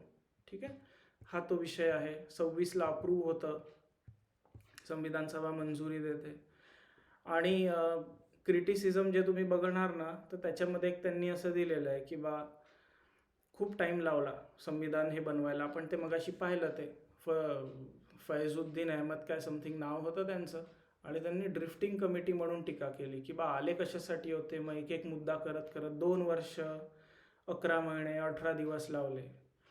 तर आता बघा, हे अमेरिकेचं जे संविधान आहे ते 4 महिन्याच्या आत कंप्लीट झालं आणि त्याचे 7 कलम होते. आता जर MPSCकडे जर ही बुक आहे, ही आठवी एडिशन आहे लक्ष्मीकांतची, जर MPSCकडे बुक आहे तर त्यांच्याकडे हा डेटा आहे. ठीक आहे, तर हा प्रश्न मग तुम्ही आता तयार करा या गोष्टींना, की बा याला किती होते बा. तर ऑस्ट्रेलियाला बघा, ऑस्ट्रेलियाला 9 वर्ष लागले संविधान बनवायला, आणि याच्यातलं सगळ्यात जास्त आर्टिकल कशात आहे तर साऊथ आफ्रिकेच्या संविधानात आहे 153. ठीक आहे, मगाशी आपण पाहिला 349A हा नवीन ॲड करण्यात आलेला आहे. ठीक आहे, आपला तो विषय झाला. आता हा कन्सेप्ट ऑफ कॉन्स्टिट्यूशन. आता कॉन्स्टिट्यूशन म्हणजे कसं आहे की आता कॉन्स्टिट्यूशन हा मॉडर्न कन्सेप्ट आहे. आधी काय होतं की जिसकी लाठी उसकी भैंस, आपण ही एक टर्मिनॉलॉजी ऐकली आहे, तर तेच आहे की ज्याच्याजवळ सत्ता आहे तो त्याच्या हिशोबाने कायदा जो आहे तो मोडण्याचा प्रयत्न करतो, आणि तो जे करेल तेच सत्य. ठीक आहे, तो जे करेल तेच बरोबर, त्याला कोणी काही टोक नाही, काही नाही, काही नाही. तर हा शब्द कुठून आलेला आहे कॉन्स्टिट्यूशनचा? हा लॅटिनवरून आलेला आहे, फक्त एवढं लक्षात ठेवा. लॅटिन आहे, ग्रीक आहे, जर्मन आहे, असं ते काही देऊ शकतात जर विचारायचं असेल त्यांना, तर लॅटिन आहे. मग कुठे फ्युचरमध्ये कसं झालं की बा मग जसं एखादा धर्मग्रंथ आहे तर लोकांनी त्यालाच संविधान मांडणं चालू केलं. मग ते डिसाईड करेल की लोकांनी काय करायला पाहिजे, काय नाही. मग आपण बघतो कुठलाही धर्म असतो, मग तो कितीही चांगल्या तत्वावर आधारित का नसो, त्याच्यामध्ये उच्च नीच हा जो भाव असतो तो असतोच, आणि त्याच्यामध्ये सगळ्यांना समान वागणूक मिळत नाही, डिस्क्रिमिनेशन होतं. तर म्हणून ही जी एक नवीन जो कन्सेप्ट आहे तो कॉन्स्टिट्यूशन एक असेल, तिथे सगळे कायदे लिहून असणार, त्याच्यानुसारच सगळ्यांना वागायचं आहे, आणि जे कोर्ट असणार ते कायद्यांचं अंमल करण्याचं काम करणार. ठीक आहे, तर हे जे पॉलिटिकल थिंकर्स आहे त्यांनी काय काय म्हटलेलं आहे ते त्याच्याबद्दल एक आहे, तर ते देईल मी तुम्हाला. काही त्याच्यात हे नाही आहे विशेष. आता हे कॉन्स्टिट्यूशनचं क्लासिफिकेशन आहे. ठीक आहे, तर त्याच्यात त्यांनी असं सांगितलं आहे की बा इव्हॉल्ड आणि इनॅक्टेड. आता हे जे 2 शब्द, इव्हॉल्ड म्हणजे कसं, जसं ब्रिटिश पार्लमेंटमध्ये त्यांनी कुठलं एक पुस्तक नाही बनवलं की बा आता आम्ही हे बसलो आहे, आता आम्ही संविधान बनवणार आहे आणि आम्ही संविधान बनवलं, तसं नाही. ते पार्लमेंट म्हणजे तिकडे त्यांच्या ज्या इतिहासात कसं झालं होतं की राजाकडनं संसदेने वेगवेगळे त्याचे अधिकार घेऊन घेतले. ठीक आहे, आणि मग संसद एक पॉवरफुल बॉडी निर्माण झाली. मग ती जे पास करणार कायदे, तर ते कायद्यालाच एक असं संविधानाचं ते स्टेटस म्हणजे असं आहे ते निर्माण झालं तिथे. किंवा मग तिकडलं जे कोर्ट आहे त्यांनी ते कायदे काही चुकीचे ठरवले, याच त्या संसदेने काही अमेंडमेंट केलं त्या कायद्यामध्ये, तर त्याला एक संविधानाचा एक दर्जा मिळाला. ठीक आहे, तर इव्हॉल्डवालं जे संविधान आहे ते असं असतं. ते त्याचं उदाहरण त्यांनी दिलेलं आहे ब्रिटिश कॉन्स्टिट्यूशन. एनॅक्टेड म्हणजे कसं की बा एखादी आता बॉडी असणार, ठीक आहे, जसं कॉन्स्टिट्युएंट असेंब्ली असेल, त्याला अपॉइंट केल्या जाणार, त्याची स्थापना होणार, मग त्याच्यातून लोक तिथे येणार, बसणार, आणि मग ते आपलं संविधान बनवणार. ठीक आहे, तर तेच अमेरिका, भारत, पाकिस्तान असे त्याचे उदाहरण आहे. आपण ते रिटर्न आणि अनरिटर्न पाहिलं आहे. तर रिटर्न म्हणजे जसं आपण एक डॉक्युमेंट बनवून तयार करून ठेवून दिलेलं आहे, आपल्यासमोर एक संविधानची कॉपी असते, तुम्ही पाहिलं असेल ते राहुल गांधी दाखवत असतात, तर ते रिटर्न कॉन्स्टिट्यूशन आपलं ते झालं. आता अनरिटर्न म्हणजे काय, तर हे तेच आहे जे मी मगाशी सांगितलं की ते काय काय कन्व्हेन्शन आहे पार्लमेंटने केलेले, तिकडल्या कोर्टाने काय काय निर्णय दिलेले आहे, तर ते सगळं हे अनरिटर्न कॉन्स्टिट्यूशनचा भाग असतो. मग अजून एक पार्ट याच्यामध्ये रिजिड आणि फ्लेक्सिबल. तर हे जेम्स ब्राइस यांनी हे याचं क्लासिफिकेशन केलेलं आहे. बेसिकली माहिती आहे का कसा फरक आहे याच्यामध्ये? रिजिड कॉन्स्टिट्यूशन काय राहतं की तुम्हाला जर संविधान अमेंड करायचं आहे तर त्याची एक टोटली वेगळी प्रोसेस असणार. नॉर्मल जसं तुम्ही कायदा बनवला आहे आणि त्याच्यामध्ये चेंजेस करायचे आहे तुम्हाला, तर ती प्रोसेस आहे, ती नाही, ही टोटल वेगळी प्रोसेस असणार. ठीक आहे, तर ही माहिती तीच दिलेली आहे. मग इथे जे फ्लेक्झिबल कॉन्स्टिट्यूशन असतात म्हणजे तेच आहे की बा कायदे बनवण्याची जी प्रोसिजर जी आहे तीच अमेंडमेंट जर कॉन्स्टिट्यूशनमध्ये करायची आहे ती पण सेम प्रोसिजर फॉलो होते. तर असे कुठले कुठले देश आहे ते बघा. न्यूझीलंड यांनी एक एक्झाम्पल दिलं, UK आहे न्यूझीलंड. मी सांगितलं त्यांना काही असं वेगळं असं काही बोलवावं लागत नाही, वेगळं प्रोसिजर नसतं. म्हणजे सिम्पल मेजॉरिटी जर असेल ना फक्त तिथे, तर सिम्पल मेजॉरिटीनी तुम्ही कॉन्स्टिट्यूशन पण अमेंड करू शकता. असं टाईपचं प्रोसिजर. आता आपल्या इथे तसं नाही, सिम्पल मेजॉरिटी आहे, स्पेशल मेजॉरिटी पण आहे. मग special majority plus 50% consent of the states हा पण आपल्याकडे एक विषय आहे. ठीक आहे. फेडरल आणि युनिटरी आपण काल पाहिलं की फेडरेशन म्हणजे जे वेगवेगळे जे राज्य असणार आणि राज्य आणि केंद्र अशामध्ये त्यांचे जे पॉवर असतात ते विभागल्या जातात. आपण नाही का ते शेड्यूल 7मध्ये आपण ज्या गोष्टी बघतो, हा तो हे सेम तेच आहे. फेडरल कॉन्स्टिट्यूशनमध्ये त्याचं डिव्हिजन ऑफ पॉवर असतं नॅशनल गव्हर्नमेंट आणि रिजनल गव्हर्नमेंटमध्ये. युनिटरी गव्हर्नमेंटमध्ये कसं जिथे राज्य नसतातच, जसं UK आहे किंवा बांगलादेश आहे आता आपला शेजारी, तर युनिटरी संविधान असतं तिथे, युनिटरी कॉन्स्टिट्यूशन राहतं. आता एक पॅटर्न असा असतो की फेडरल कॉन्स्टिट्यूशन जे असतं ना ते जनरली मोठ्या देशात असतं, पण त्याचा अपवाद म्हणून तुम्ही इथे बघा युनिटरी कॉन्स्टिट्यूशन आहे कुठे आहे, आता चीनमध्ये. युनिटरी कॉन्स्टिट्यूशन कुठे असणार, छोट्या देशात असणार, पण इथे याचा अपवाद बघा चीन आहे. भारताच्या संविधानाला क्वासी फेडरल म्हटलेलं आहे KC वेअरनी. हा एक अजून एक आहे फॅक्ट. इथे UPSCनी काय केलं होतं माहिती आहे का, कॉन्स्टिट्युशनलिझमबद्दल आतापर्यंत 2दा त्यांनी प्रश्न विचारलेला आहे मुख्य परीक्षेमध्ये. तर त्याच्यामुळे आता यांना असं वाटलं M लक्ष्मीकांतला किंवा आपण ती माहिती आपल्या बुकमध्ये काही प्रमाणात दिली पाहिजे. पण कसं यांनी ही प्रॉपर माहिती दिलेली नाही, वरच्यावर काहीतरी अशी माहिती देऊन दिलेली आहे. तर बेसिकली कॉन्स्टिट्युशनलिझमचा अर्थ काय आहे की त्याच्यामध्ये जी सरकार असेल त्याचे अधिकार मर्यादित केल्या जाणाऱ्या संविधानद्वारेच. म्हणजे जसं आपण काल पाहिलं की चेक्स अँड बॅलन्सेस असतात. ठीक आहे, पार्लमेंट असेल, लेजिस्लेचरवर त्याचे चेक्स अँड बॅलन्सेस असणार. ठीक आहे, एक्झिक्युटिव्हवर असणार पार्लमेंटचे चेक्स अँड बॅलन्स, त्या पद्धतीचं. तर इथे तेच त्या गोष्टी आहे किंवा सरकारचे जे अधिकार आहे त्याच्यावर मर्यादा आणण्याचं काम करतं, लोकांचे जे अधिकार आहे त्यांना वाचवण्याचं काम करतं. आणि हे कॉन्स्टिट्युशनलिझमच आहे जे एन्श्योर करतं की कायद्याचं राज्य असेल. आता याला अजून फ्युचरमध्ये डिफाईन केलेलं आहे, त्या गोष्टी आपण बघू. पण आता या पॅटर्नमध्ये असं बघा तुम्ही की संविधानाचा दुरुपयोग करून म्हणजे संविधानमध्ये चेंजेस केले किंवा त्याचा दुरुपयोग केला आणि डिक्टेटरशिपसुद्धा येते काही काही देशांमध्ये. ठीक आहे, तर याच्यामध्ये 2 शब्द आहेत, टोटॅलिटेरियनिझम आणि अथॉरिटेरियनिझम. तर आता तुम्हाला लक्षात ठेवायचे आहे टोटॅलिटेरियनिझम म्हणजे तर काय, टोटल कंट्रोल, फक्त एवढं लक्षात ठेवा. तर जसं नॉर्थ कोरिया आहे, चायनीज गव्हर्नमेंट आहे, तर हे काय करतं, ते त्याचे जे नागरिक आहेत त्यांच्यावर सर्वेलन्स करतं. तुम्हाला माहीत असेल त्यांच्या जे चायनामध्ये फक्त ते चायनीज ॲप्सच चालतात, तिथे गुगल बॅन आहे, तिथे फेसबुक बॅन आहे, त्यांचं ते लोकल तिकडल्या गोष्टी आहे आणि तो सगळा डेटा जो आहे तो तिकडल्या सरकारसोबत शेअर केला जातो.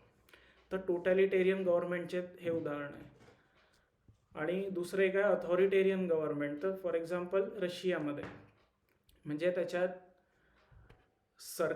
म्हणजे तुमच्या फ्रीडम ऑफ स्पीच आहे, एक्सप्रेशन आहे, त्याच्यावर काहीही निर्बंध नसतात. पण जर तुम्ही सरकारविषयी काही बोलले, ठीक आहे, म्हणजे अशा स्टेटमध्ये कसं मीडिया तर पहिली गोष्ट कंट्रोलमध्ये असतो आणि जर तुम्ही सरकारच्या विषय बोलले काही तर मग ते तुम्हाला त्रास देण्याचं काम करतात. तर रशियामध्ये झारपासनं अशी एक फार मोठी अशी परंपरा आहे की जे त्रास देतात सरकारला, जे सरकारला प्रश्न करतात त्यांना सायबेरिया पाठवायचं कॅम्पमध्ये. चायनामध्ये रिएज्युकेशन कॅम्प म्हणून एक होतात तिथे, तर ते जे उईघर मुस्लिम जे आहे चायनामध्ये तर त्यांना तिकडे ते टाकत असतात. ठीक आहे, आपण आता हे बघितलं 8 एलिमेंट्स आहे कॉन्स्टिट्युशनलिझमचे, आपण ते पाहिले. तर आता हे बघा 1 आणि 8 इथे मी हे केलं, तुम्हाला लक्षात ठेवायचं असेल तर या पद्धतीने लक्षात ठेवा. तर इथे काय आहे, लोक आहे, पॉप्युलर सोव्हर्निटी म्हणजे जी सरकार आहे ती निवडून आलेली आहे लोकांकडूनच आणि फायनल अथॉरिटी आहे जी ते लोक आहे, पीपल आहे. पीपल आपल्या कॉन्स्टिट्यूशन प्रिएम्बलमध्ये आहे ना, we the people of India, ते पॉप्युलर सोव्हर्निटी. मग दुसरं आहे की यांचे जे अधिकार आहे त्यांच्यावर घालण्याचं काम करणार नाही सरकार. त्यांना अधिकार असणार, त्यांचे रिस्पेक्ट केल्या जातील, सगळे फंडामेंटल राईट्स असणार ते. दुसरं एक असं आहे की बा रूल ऑफ लॉ आहे, ठीक आहे, कायद्याचं राज्य.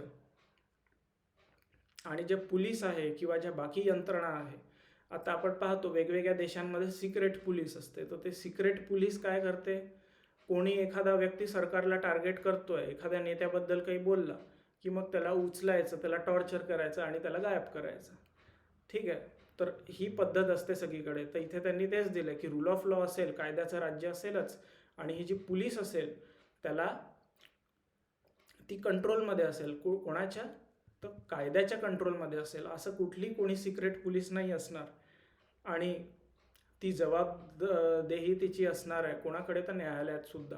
आपण ते फंडामेंटल राईट्समध्ये आपण त्या सगळ्या गोष्टी बघू. आर्टिकल 32मध्ये या सगळ्या गोष्टी येतात. आपण बघा, ते मॅन्डॅमस नावाचं एक रीट आहे त्याच्यामध्ये, त्याच्यात येणार ह्या गोष्टी.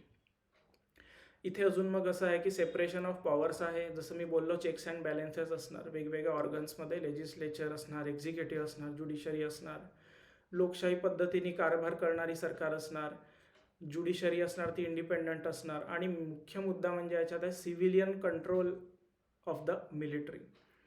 पाकिस्तानमध्ये असं नाही आहे, सिव्हिलियन कंट्रोल नाही आहे, ठीक आहे. तिथे मिलिटरी जी आहे तीच सिव्हिलियन गव्हर्नमेंटला कंट्रोल करण्याचं काम करतं, ठीक आहे. तर अशा पद्धतीचं या गोष्टी आहे कॉन्स्टिट्युशनलिझममध्ये. तर 8 एलिमेंट्स पण तुम्ही कव्हर केले, आपला तोही विषय झाला. आता आपण बघू इथे सॅलियंट फीचर्स ऑफ कॉन्स्टिट्यूशन. आता तुम्हाला for example, just in case MPSCने जर विचारलं की मला आता एखाद्याला डायरेक्ट फॅक्च्युअल विचारायचा आहे प्रश्न, आणि मग तुम्ही कन्फ्यूज नको व्हायला, तुम्हाला असं नको व्हायला की मला सुचत नाही आहे, मला आठवत नाही आहे, तर मग मी काय करू, काय लिहू. तर मी ते सगळं तुमच्यासाठी शॉर्टमध्ये करून दिलेलं आहे. लक्षात कसं ठेवायचं सॅलियंट फीचर्स ऑफ कॉन्स्टिट्यूशन, तर हे आहे बघा. कॉन्स्टिट्यूशन, सगळ्यात पहिला मुद्दा आहे कॉन्स्टिट्यूशनचा. तो काय आहे की सगळ्यात लेंदीएस्ट आहे, खूप साऱ्या सोर्सेसमधून घेतलेला आहे, रिजिडिटी आणि फ्लेक्झिबिलिटीचा एक याच्यात तालमेल आहे, ठीक आहे. मग इथे ऑर्गन्स ऑफ द स्टेटबद्दल त्यांनी अजून दुसरा एक आहे, हेडिंगमध्ये मी टाकून दिलेलं आहे काही गोष्टी. त्या अशा आहे की फेडरल सिस्टीम आहे आपला, ठीक आहे. त्याच्यामध्ये युनिटरी बायस आहे, म्हणजे युनियन गव्हर्नमेंट आहे, त्याचे अधिकार थोडे जास्त दिलेले, ठीक आहे. दुसरं आहे की जसं आपण पाहतो लेजिस्लेचर आहे, एक्झिक्युटिव्ह आहे आणि ज्युडिशरी आहे, ठीक आहे. तर आता आपण हे एक्झिक्युटिव्हचं आपण हे पाहिलं वरचं युनिटरीवालं. मग आता हे बघा लेजिस्लेचर, याच्यात काय पार्लमेंटरी फॉर्म ऑफ गव्हर्नमेंट आहे, ठीक आहे. सिंथेसिस ऑफ पार्लमेंट सोव्हर्निटी आणि ज्युडिशियल सुप्रीमसी. इथे ज्युडिशियल सुप्रीमसी पण आहे आणि पार्लमेंट सुप्रीम पण आहे आपल्याकडे, सोव्हरीन पण आहे. अजून ज्युडिशरी रिलेटेड एक मुद्दा असा आहे की इंटिग्रेटेड आहे आणि इंडिपेंडंट आहे. म्हणजे इंटिग्रेटेड म्हणजे कसं की एक हायरार्की आहे खालतून वरतीपर्यंत, म्हणजे डिस्ट्रिक्ट कोर्ट आहे, मग त्याच्यानंतर मग ते JMFC वगैरे आपण बघतो ते पण आहे, मग त्याच्यावरती हायकोर्ट आहे, ठीक आहे. आणि मग सगळ्यात वरती सुप्रीम कोर्ट आहे. तर असं इंटिग्रेटेड असा पॅटर्न आहे स्टेप बाय स्टेप. मग इथे जसं आपण पाहिलं आहे की इथे राज्य आहे आणि केंद्र आहे, तर तिथे अजून 3 टायरची एक सरकार, 3 टायर गव्हर्नमेंट आहे, जे आपण आता स्थानिक स्वराज्य संस्था ज्या आहे त्याच्या आता ज्या निवडणुका चालू आहे आणि झाल्या आहे ते आपण बघू शकतो ते. मग दुसरे अजून एक पुढे याच्यात आहे की कोऑपरेटिव्ह सोसायटी आहे, ते पण आहे. आता बघा हे प्रिएम्बलमध्ये काय सेक्युलर स्टेट आहे. हे पुस्तकातनं दिलेलं नाही आहे, पण हा सेक्युलर हा कॉन्स्टिट्यूशनमध्ये 2दा आलेला आहे. तर हा फॅक्ट तुम्ही लक्षात ठेवा, ठीक आहे. मला वाटतं एकदा 25A मध्ये आलेला आहे आणि प्रिएम्बलमध्ये आलेला आहे. अशाच टाईपचा एक प्रश्न MPSCने विचारला आहे की बा कॅबिनेट किती वेळा आलेलं आहे. तर कॅबिनेट 352 मध्ये आलेलं आहे आणि ते एकचदा आलेलं आहे, ठीक आहे. तर हे थोडं फॅक्च्युअल गोष्टी असतात. पुढे याच्यात असं आहे की पार्ट 1 जो आहे सिटिझनशिप आहे, सिंगल सिटिझनशिप. मग त्यानंतर फंडामेंटल राईट्स आहे, DPSP आहे म्हणजे 1 आहे, 3 आहे, हा 4 आहे आणि हा 4A आहे फंडामेंटल ड्युटीज. तर हे बघा आहे. त्या व्यतिरिक्त हे आहे युनिव्हर्सल अडल्ट फ्रँचाईज, म्हणजे जे अडल्ट लोक आहेत ते मतदान करू शकतात. इंडिपेंडंट बॉडीज आहे आपल्या इथे, जसं नाही का इलेक्शन कमिशन आहे, CAG आहे, त्या पद्धतीच्या. मग इथे अजून इमर्जन्सी प्रोव्हिजन. तर हे सायलेंट फीचर्स ऑफ कॉन्स्टिट्यूशनमध्ये तुम्ही जर हा एवढा जर पॅटर्न तुम्ही लक्षात ठेवला तर तुमचं मॅक्स टू मॅक्स असंच तुम्हाला आठवेल आणि तुम्ही लिहू शकता. आता आपण याच्यात जाऊ स्पेसिफिक. प्रिॲम्बलमध्ये आपण पाहिलं मगाशी एक प्रिॲम्बल होतं, कॉन्स्टिट्यूशनमध्ये एक प्रिॲम्बल होतं, 395 होते आणि 22 पार्ट होते आणि 8 शेड्यूल होते. तर आता ते किती झाले आहे, 22चे 25 पार्ट झाले आहे. ठीक आहे, 8 शेड्यूलचे 12 शेड्यूल झाले आहे, 395चे 470 झाले आहे. ठीक आहे, असं आहे. आता बघा, कॉन्स्टिट्यूशन हे लेंदी का बरं झालं, तर त्यांनी आपण तेच दिलं आहे की बा ऐतिहासिक काही गोष्टी होत्या, इंडियाचा भूभाग फार मोठा आहे. ठीक आहे, आणि आम्ही राज्यांना आणि केंद्राला वेगवेगळं संविधान एकच दिलेलं आहे, त्याच्यामुळे मग ते मोठं झालं. अजून एक मुद्दा याच्यात आहे की बा सगळे कायदे पंडितच लोक होते, लिगल लुमिनरीज होते. तर त्याच्यामुळे आता त्यांनी आपला सगळा जो नॉलेज आहे तो लावला तिथे.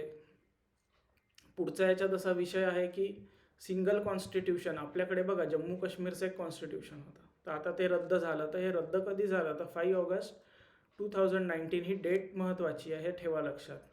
आणि हा जम्मू काश्मीर ऑर्डर 1954चा, हे बघा, drawn from various sources. 11 source आहे आपल्या कॉन्स्टिट्यूशनचे. रिजिडिटी आहे, फ्लेक्सिबिलिटी आहे. बघा 368 आर्टिकल आहे याच्यामध्ये. स्पेशल मेजॉरिटी ऑफ पार्लमेंट आहे, मी मगाशी सांगितलं तुम्हाला. स्पेशल मेजॉरिटी ऑफ पार्लमेंट आहे आणि त्याच्यासोबत स्पेशल मेजॉरिटी असते पार्लमेंटची आणि ratification by half of total number of states. म्हणजे आपल्याकडे किती राज्य आहे, 28 आहे राज्य. तर आपल्याला जर कुठलाही जर एखादं संविधान संशोधन आहे सरकारला पास करायचं आहे, ज्याला हे लागतं जनरली, हे फेडरल स्ट्रक्चरला जर अमेंड करायचं आहे तर त्याच्यासाठी असतात ह्या गोष्टी.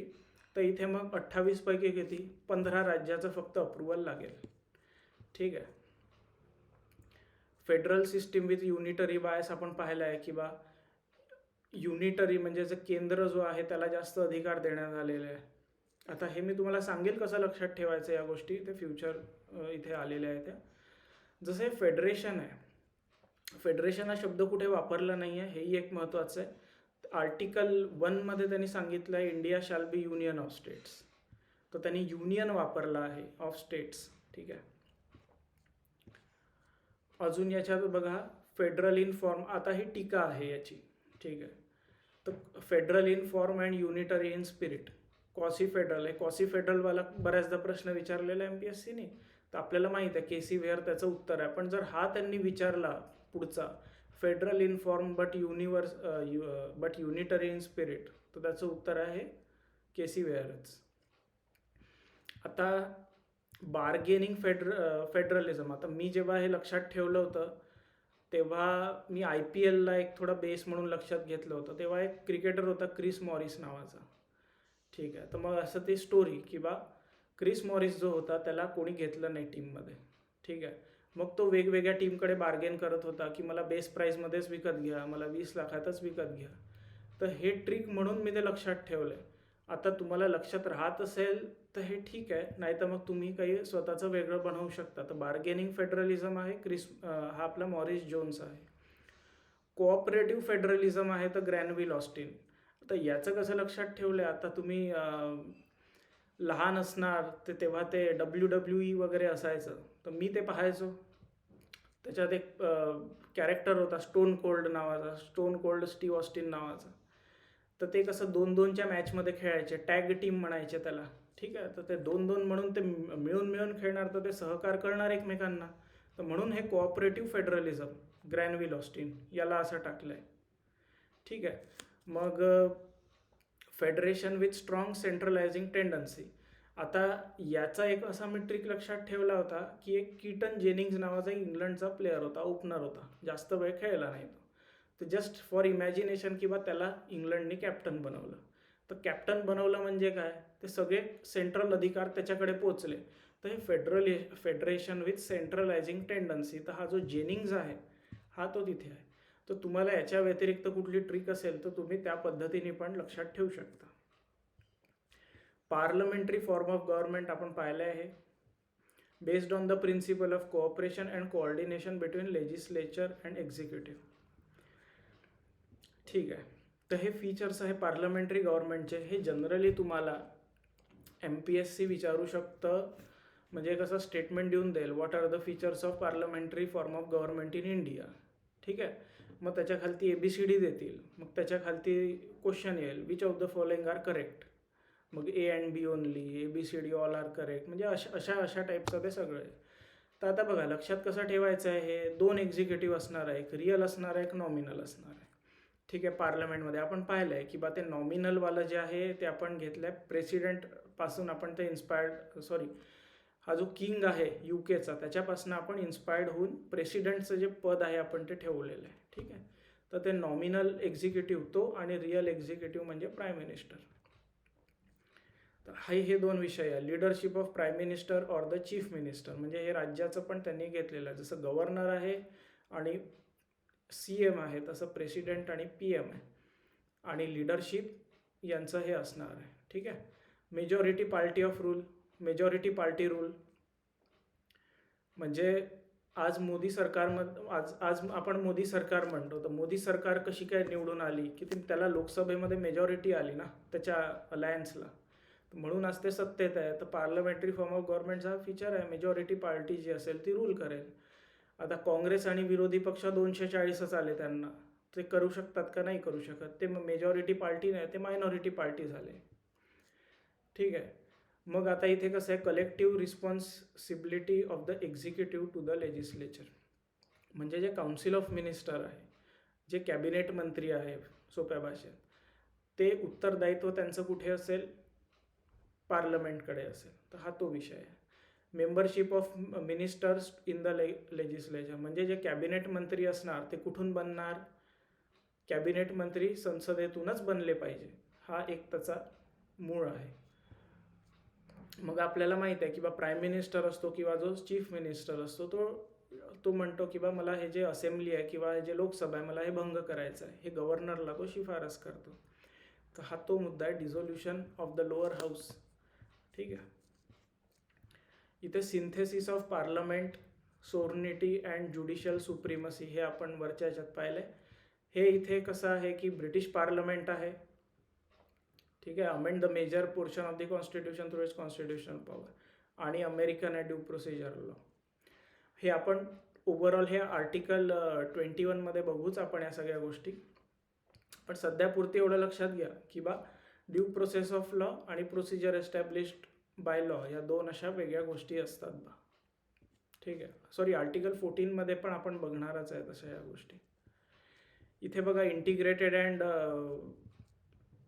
इंडिपेंडंट ज्युडिशरी आपण पाहिलं, इंटिग्रेटेड सिस्टीम आहे किंवा सुप्रीम कोर्ट आहे, हाय कोर्ट आहे, सबऑर्डिनेट कोर्ट आहे, आणि सिंगल सिस्टीम असतात लॉजचं. सेंट्रलचे लॉ एन्फोर्स केल्या जातात आणि राज्याचेही लॉ एन्फोर्स केल्या जातात.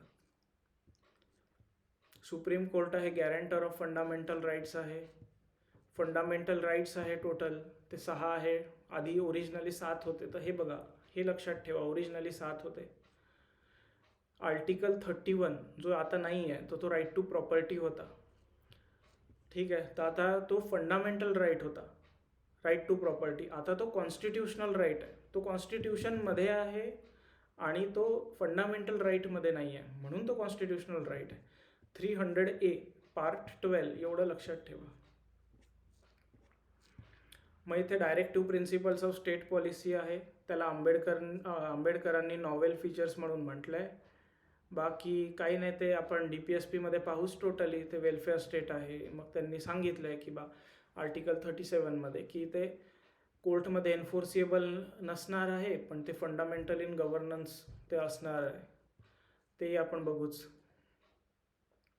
मिनर्वा मिल्स आहे, त्यांनी आता बघा हे फ्युचरमध्ये येणार आहे, पण इथेही बघून घ्या की त्यांनी सांगितलं होतं की बा फंडामेंटल राईट्स आणि डायरेक्टिव्ह प्रिन्सिपल्स ऑफ स्टेट पॉलिसीमध्ये जेव्हाही प्रश्न येईल की कोण वरती कोण खाली, कोणाला जास्त महत्त्व द्यायचं, तर आधी असं होणार नाही की बा फंडामेंटल राईट मोठा की DPSP मोठा.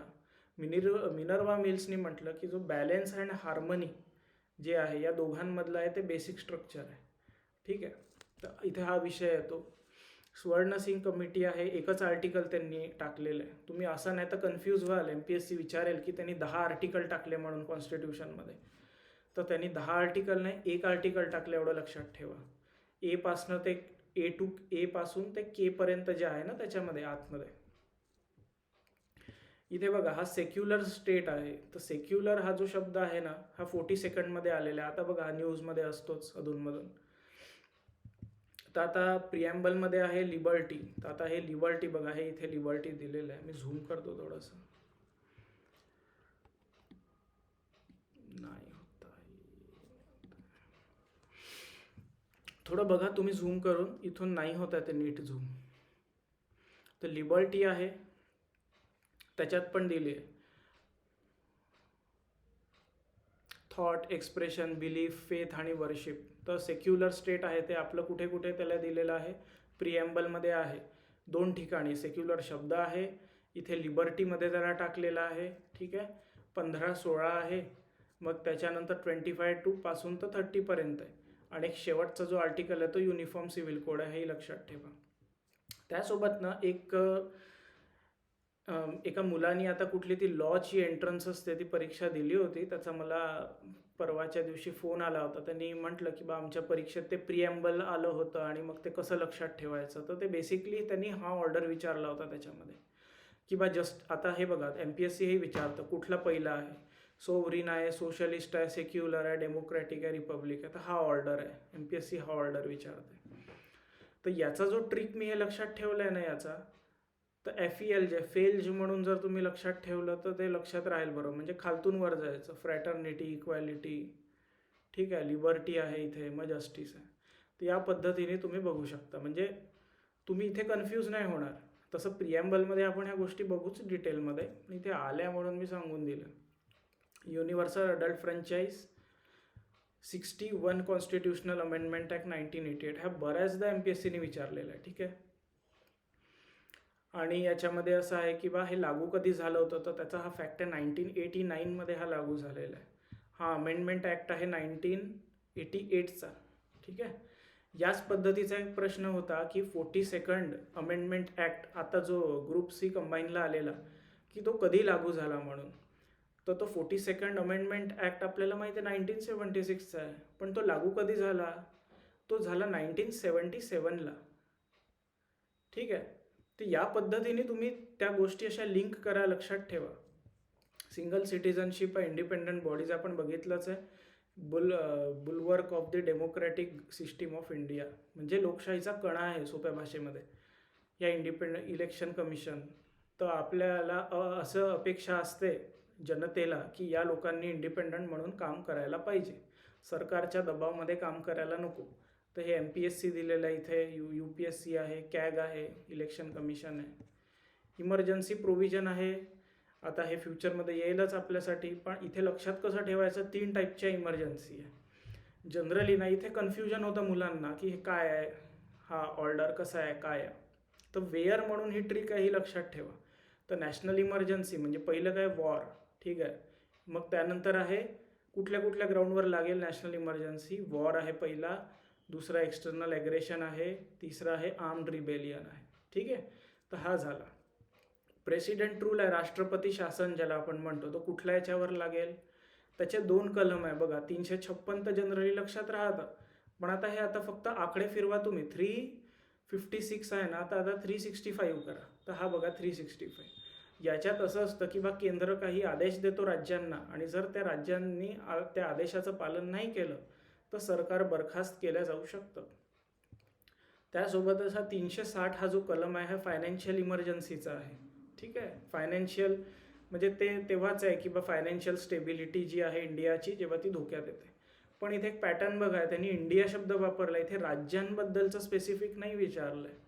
काही दिवस आधी बघा न्यूजमध्ये होतं की बा महाराष्ट्र बहुतेक दिवाळखोरीला जाणार आहे, एवढा फालतू आणि वायफळ खर्च यांनी केलेला आहे. ठीक आहे. आणि कर्ज आहे ते 9 लाख करोडपर्यंत पोहोचलं आहे. तर बघा हे याच्याबद्दल जे फायनान्शियल इमर्जन्सी राज्यात महाराष्ट्रामध्ये लागू नाही शकत. हे एक फॅक्ट इथून लक्षात ठेवा, म्हणजे तुम्हाला सोपं जाईल. शेड्यूल आहे 11वा आणि 12वा. PM म्हणून लक्षात ठेवा, पंचायत आणि म्युन्सिपॅलिटी. तर P आणि M, तर हा 9 आहे पंचायतवाला कलम, आणि म्युन्सिपॅलिटीवाला 9A आहे. कोऑपरेटिव्ह सोसायटीचा जो आहे 97th कॉन्स्टिट्युशनल अमेंडमेंट ॲक्ट आहे 2011चा. तुम्ही कोऑपरेटिव्ह सोसायटी बनवू शकता कलम 19च्या अंतर्गत. ठीक आहे. आणि DPSP पण आहे किंवा सरकार जे आहे ते प्रमोशन करेल कोऑपरेटिव्ह सहकारी संस्था. तर 43B तो आहे. ठीक आहे. हा पण एक कलम त्याच्यात नवीन ॲड करण्यात आलेला आहे पार्ट 9B मध्ये. ठीक आहे. कोऑपरेटिव्ह सोसायटी तर ZH आणि ZT, ZH पासून तर ZT आपल्याला माहीत आहे 243 पासून ते सगळे कलम असतात. तर ZH आणि ZT असं तुम्ही लक्षात ठेवा. ठीक आहे. आपण आता क्रिटिसिझम पाहू आणि हा आपला चॅप्टर ना इथे नाही, हा मोठा जाईल मला वाटतं. ठीक आहे. आपण थांबून जाऊ इथे. आपण क्वेश्चन आपण काही नाही तर मी तुम्हाला क्वेश्चन पाठवून देईल, तुम्ही ते बघून घ्याल. ते पूर्ण बुकलेटच आहे, मी तुम्हाला पूर्ण बुकलेटच देतो आहे. फायदा होईल तुम्हाला त्याच्याकडून. म्हणजे लॉंग टर्म पर्स्पेक्टिव्हनी पण तुम्ही म्हणजे आता तुम्ही बॅचमध्ये जॉईन व्हाल नका हो, पण एक तुमच्याजवळ एक राहील ज्याच्यातून तुम्ही एनी टाईम प्रॅक्टिस करू शकता. PDF फाईल आहे, सगळंच त्याच्यात आहे दिलेलं, कवर केलेलं आहे, विथ एक्सप्लेनेशन आहे, सोपं जाईल. ठीक आहे. मग आपण इथे क्लोज करू.